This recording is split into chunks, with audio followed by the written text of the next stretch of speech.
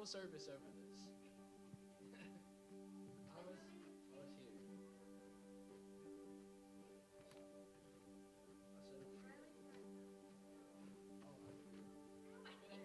What? Wow. Do you want to pass these out too? Oh, hey, that's loud. Gosh, dang. That is really loud. Pass those out too. Hey, you can pass these out too.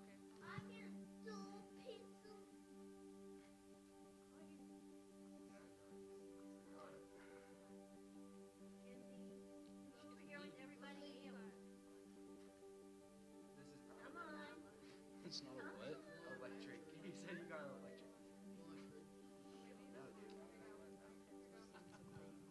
Is there a way to like turn this down? Just like hold it away from my face then?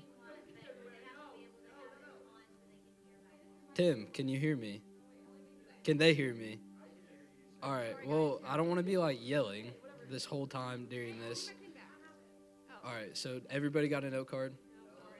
Oh, okay. Well, that's fine. I can explain what it's for then. Throughout this, I want you to write one thing you want to pray about for yourself or about for somebody else, like just by the end of the night, that you want prayed for. Because I'm going to do a lesson on why prayer is important and just in general and why we should pray and everything about it, because I don't feel like it's talked about enough, for me personally at least. And like, this has just been a really enlightening lesson for myself, because I'm not good about praying every day, and I know it. And that's one thing I do want to get better about, because praying is a way to connect yourself with God. And prayer is like a conversation. It's not something that you should ask for something every time. It's something that you should be thankful for, basically. I mean, prayer is something that it's like you need to pray for certain things in your life and be thankful for what you have. It's not always about, hey, I want this. It's about, I need this instead, if that makes more sense. So I'm going to give everybody, he's writing, so I'm going to give him, all right. So, Matthew, I'm going to pick on you because you're right here in the front. And so, do you know the last time you prayed, other than tonight? Other than tonight? Yeah, last night. Do you pray every night? Yeah? Yeah. When? Before I go to bed. Do you pray every morning? Sometimes? Yeah. How about just randomly at 3 o'clock in the afternoon? Sometimes? That's a good answer, because you don't need to pray all the time. But you don't need to pray all the time. You just need to pray when you feel like it. And you should feel like it a lot. Because I'm going to pick on, Emmy, you get it. Yay. I looked it up like All right. You did. You looked up and you made eye contact, so you get it. All right. So, in your opinion, who's our greatest example on how we should pray? God. He actually gave us a thing, or Jesus, he actually gave us a thing on how to pray. That was what I was looking for. Good. It was. All right. So, how often do you think Jesus prayed? I said, how often do you think Jesus prayed? I'm sorry, I'm trying not to yell. Yeah, that's exactly right. So, one of my verses tonight, it comes from Luke 6:12, and it says, "And it came to pass in those days that he went into the mountain to pray, and continued all night in prayer to God." So, if Jesus is constantly praying, like throughout the night, in the morning, and I have another one about in the morning when he prayed that I'll share later, how much should we have to pray if that's our living example? Because, okay, it's kind of just like, if you want to, take, playing football for an example, you might look up to an NFL player, right? Okay, if you look up to an NFL player, you have to be just as good as him to compete. So, who should we have to compete with? Not NFL-wise, praying-wise. Sorry. Yes. So, if you're competing with Jesus, how much should you have to make up praying-wise than he did? And he prayed constantly, all the time. Think about that. And I'm unlike Matthew. I don't pray every night. I struggle with just always finding time, in my opinion. And which I know is a big excuse that a lot of us would use in here, I'm sure. I struggle with just praying in general, like anything wise, like just finding time or just even if it takes 30 seconds, like praying before I eat. Like, I don't always do that. I will say I'm a lot better about it than I used to be, but that's something you should do before all the time, and you should be thankful for that and ask him to nourish your body and to protect you and your neighbor next to you and everybody like that during this time. What'd you say? Sup, neighbor? All right. Sorry, I'm scrolling down on my notes because they're all mixed up. All right. I'm just going to I'm going to skip around, and I plan to share this at the end, but I'm just going to go ahead and share it. Does everybody know what the Lord's Prayer is? No? The Lord's Prayer is a prayer that Jesus shared with the disciples on an example of how to pray. And I didn't write down the exact verse, but I did write down the Lord's Prayer. And the Lord's Prayer says, Our Father, who art in heaven, hallowed the name, thy kingdom came, thy will be done on earth as it is in heaven. Give us our daily bread, and forgive us our trespasses as we forgive those trespassed against us. And lead us not into temptation, but deliver us from evil. For thine is the kingdom, and the power, and the glory, forever and ever. Amen. So, Ada, what's one thing you picked up from that?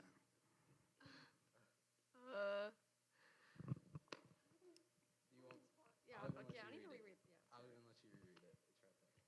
It's right there. There's notes on the bottom, too. Okay. You just have to pick out what part of the prayer. Hold on, I'm reading it. Oh my gosh.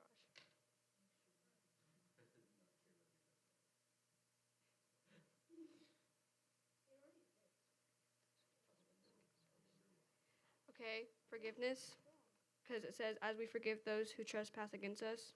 And like, what that saying is like, if someone who does us wrong, you always like should like find a way to forgive them, no matter what.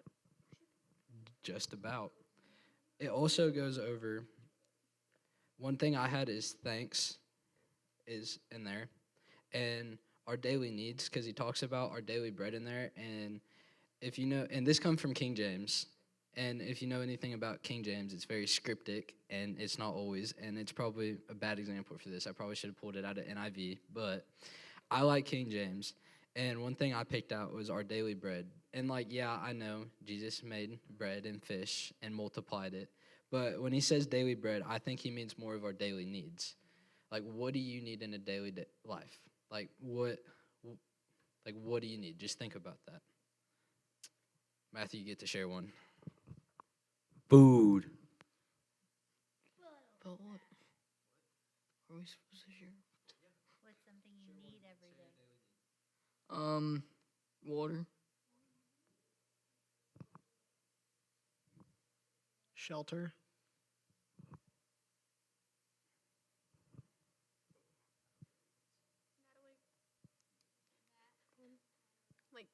Family. I believe all those are great examples of what we need. All right. Scroll back up. All right. So I went over that prayer is like a conversation.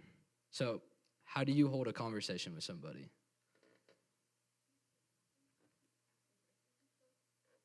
I mean, not necessarily ask questions, but you just have to find common ground, in my opinion. Like, if Zarin and me were doing this earlier, like, he's sitting there talking about servers and IP addresses and all that, and I'm sure somebody like Tim could hold a conversation for 24 hours on that. I lose interest in 5 minutes. Like, I don't know anything about it. I barely work my phone. Like, right now, my phone screen, my keyboard is on there, and it's annoying me, and I don't know how to take it off because I don't know anything about it. And it's kind of making me mad, but it's all right. But, like, say I wanted to talk about cars with Zarin. If I asked you anything about my truck out there, could you name it? Yeah? Okay, then that's a bad example. Well, I'm sorry. I didn't know. That's a fair question. I just learned something about Zarin, and I'm holding a conversation with him because of it. See, I think it's more of a conversation. It's your connection with somebody. It's how you make friends. It's how you live life, and it's something that you need every single day, no matter what or where you are. If you can't hold a conversation with a person in life, you're not going to get anywhere. And I believe the same thing when it comes to your faith. Your faith should be like just a regular conversation with God. And it needs to be public and private. Does everybody know what I mean by that? Yeah? All right, Evie, you get to share public versus private. What's your opinion on a public versus private relationship with God? Private is private is telling God about all of your personal issues that you don't want to share with anyone else because you're embarrassed about it. And public is something like my eyesight, I guess. Everyone can tell that I don't have the best eyesight, so people know that I'll probably pray for that. So something that everyone knows that I'll probably pray for.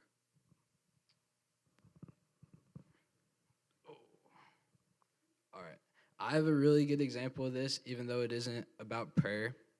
And I might be wrong, so this is a question for Pastor Darren back there too. All right? Can you answer one for me? So earlier this year, I have a teacher, and I don't think he cares if I name drop him, but I'm not going to. And he's not very he wasn't raised religious, okay? But he's very curious about it. And we've had talks in his class about it, and he's very open. And it's nothing bad. Like, he'll never clown on you for believing anything different. Everything's equal, but he wants to learn. That's the type of person he is, okay? And he asked me about baptisms and why baptisms are public. Like, you see everybody brings out the baptism tub, and you do it. And I didn't have an answer for him, and what I got out of it was just it's kind of a show of faith. Was I right? Okay. I didn't know if there was actual reason behind that, and I don't want to spread false information if I am. But, like, that's what I see as a public relationship with God. It's something you declare, and it's something you show. It can be as little as wearing a bracelet or wearing my cross necklace to getting baptized in front of 200 people. And I think my private relationship with God is him being there when nobody else is for me, and me being able to open up to him, being able to pray to God. And that's how I see a private versus public. And I believe your private and public go hand in hand, because if you deny God, he's going to deny you. Everybody knows that. I mean, it's written in the Bible. You can't deny God. You should spread his word, and that's how it should be. But also, if you deny him in private, I think it's just as bad as denying him in public. It doesn't matter. I've met some of the sweetest people on earth that you would think, and behind closed doors, they're a butt. It's just how it works. Everybody has two faces. You can have two nice faces, two mean faces, one of each. It doesn't matter. You're welcome. I'm holding eye contact with whoever is holding eye contact with me, and right now the most is Tim running the camera and Pastor Darren back there. And Amanda. Amanda's been staring into my soul this whole time, so it's all right. It happens. I'm just glad I have at least everybody's attention for part of it.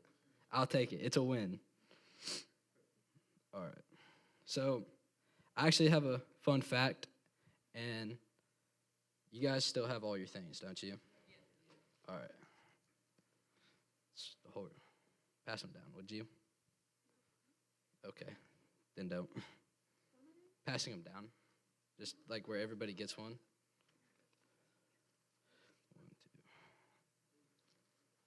2, 4.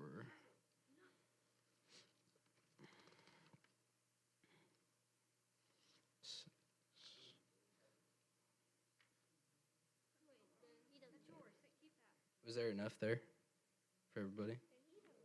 All right. Well, I haven't said yet. I'm passing them out. All right. I need more. I'm sorry I miscounted. I didn't know how many they had up front. I thought I'd give them enough extra wise. Me in my pocket.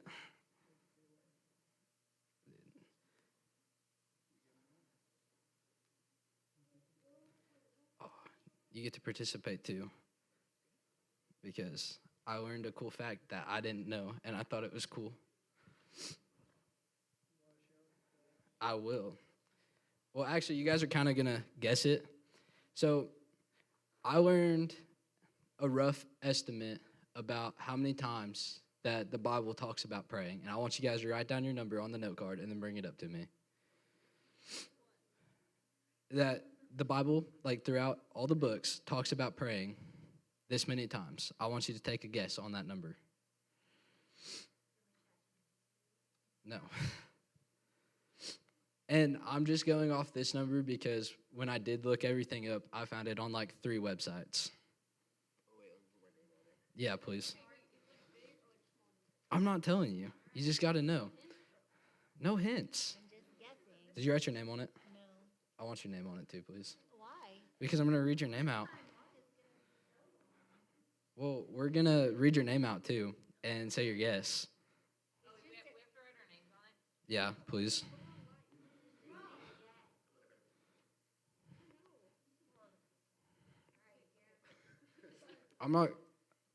I will just say, Skylar is scary close to my number. That, you were over. That one's, I don't think this one has a name, but it might be on the back. Oh, it does, okay. I might not read your names, but, no. I'm not gonna embarrass anybody. All right, I will tell you the. Is this everybody's from back there?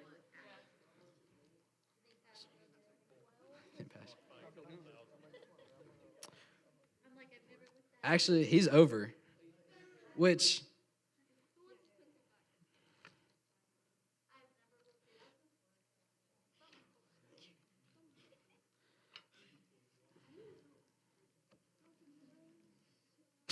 That's a big number.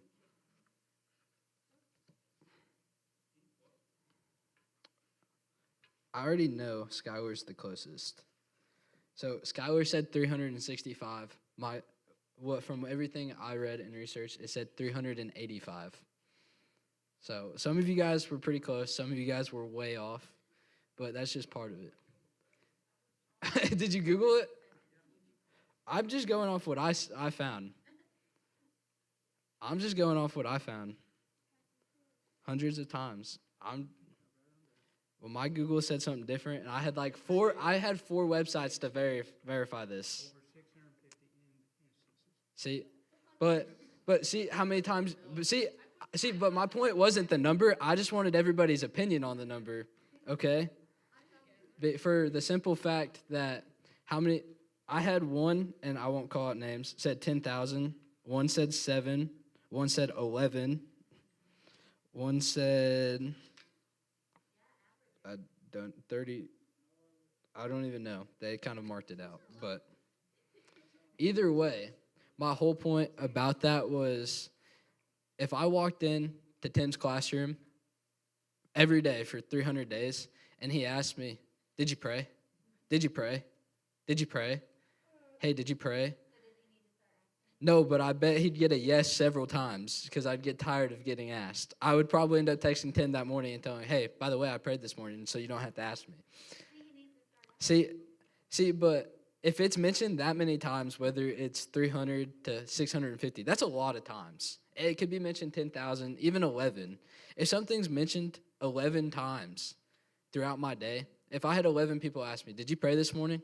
I'd probably get tired of the question and realize, hey, it's probably important and I need to do this. Don't you think? Probably. Just about. You guys want the microphone? Every day. Here, can I see it? Can I see it? No, just ask. Did you pray? Yeah, you got it. I got it. See, but that was my whole point, which I don't. Do we have a trash up here? Or can I just leave these? All right. I'll throw them away when I leave. There's just a lot.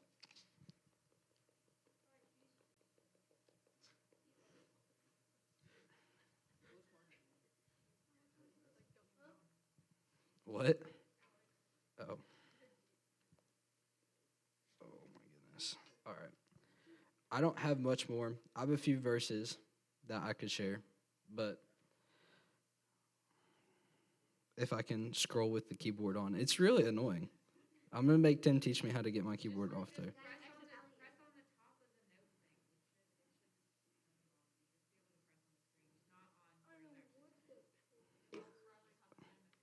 What? Oh, hey, I kind of got it to go away. I did get it to go away. Thank you, Emmy. All right. I shared Luke 6:12, so we're going to go to Mark 1:35. Very early in the morning, while it was still dark, Jesus got up, left the house, and went to a solitary place where he prayed. So is that an example of a private or a public relationship? Oh no. Wait, what'd you say? Is it a public or a private relationship if he went to talk by himself? Private. There we go. See, even Jesus had to have a private relationship with God in order to have the faith he did. So we all need a private relationship over public. And prayer is a big step in that. All right. And then I have Matthew 6:6. But when you pray, go into your room, close your door, and pray to your Father who is unseen. Then your Father who sees what is done in secret will reward you. And that's not part of them saying, hey, ask for this, and if you pray in private, you're going to get it. That's them saying, hey, God's there for you when you need him in private. Because like I said, prayer's like a conversation. If I just met Matthew and I asked him for $20, I'm probably going to get a no. So you kind of have to know a person before you start asking for stuff or start saying you need something. So you have to know God before he's going to accept you and loan you that $20. There goes a paperclip.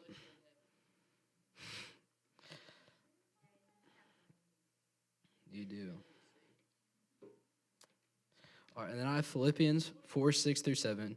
Do not be anxious about anything, but in every situation by prayer and petition and thanks present your requires God. And the peace of God, which transcends all understanding, will guide your hearts and minds in Christ Jesus. And that's just saying, no matter what you're going through, he's always going to be there for you. You're going to feel anxious. You're going to feel nervous. You're going to be upset. You're going to have bad days. You're going to have great days. It doesn't matter. As long as you're praying, he's there. And that's something that all of us need. All right, and then I have one more verse to share, and I'm pretty much done. And I'm not even sure I'm saying this right because I suck at English coming out of my mouth sometimes. But first, Thessalonians 5:16-18. Rejoice always, pray continually, give thanks in all circumstances, for this is God's will for you in Christ Jesus. And this just shows, again, that you constantly need prayer in your life, because if you don't have prayer, you don't really have anything. And I think that sums up my lesson. I thought I could go a little bit longer, but I'm surprised I finished so fast. I'll write more next time. Just give it.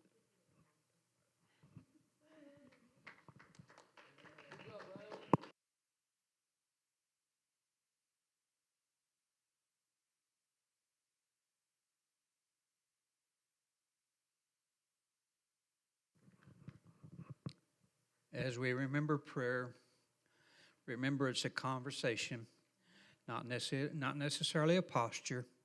You don't have to kneel to pray. You don't have to close your eyes to pray. It's very simply a conversation with the Lord. So let's go ahead and stand and we'll pray. How's that? You don't have to close your eyes because we're going to have a conversation with the Lord, but if you want to, you can. And I know we had some needs that we already prayed for, but is there someone that would like for us to pray specifically for you before we leave? Okay?